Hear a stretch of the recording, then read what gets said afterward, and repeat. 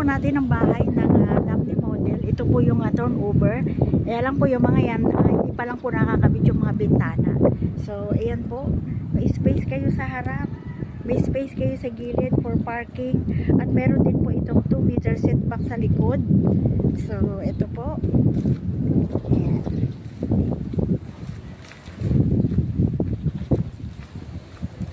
Ayan po yung inyong space sa likod. Ayan. So, ito po meron kayong going to kitchen. Meron po kayo dito.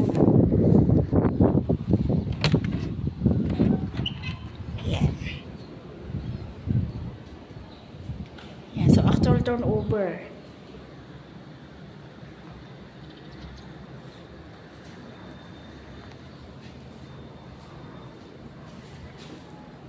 So, dito po kung mapapansin nyo, bukas po yung bintana. Dito sa kabila, nakita natin po dito. Salamin po yan. Yan.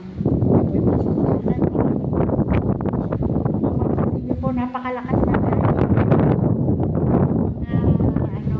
pangkaraniwang araw po, walang bagyo. Ayan, nagsusway ang mga damo. Yan. Kung hindi na po kailangan mag-electric fan, kung bubuksan nyo lang po ang inyong bintana, malapit kasi po ito sa Tagaytay. So, ayan po. May dalawang CR po ito. Isa sa baba, isa taas. So, ayan po yung isang CR. So, ito po yung turnover ng CR. Ayan. So, meters lang po siya. Ayan. Akit po tayo sa taas. Ang kagandahan po pagka bare turnover, mas mababa po yung monthly. Kasi siyempre po, hindi po kasama sa presyo yung mga tiles na ikakabit, pintura. Ayan. So, ito po yung taas. Provision for 2 bedrooms. So, napakarami niya pong bintana. So, ito po yung CR sa itaas. Ayan.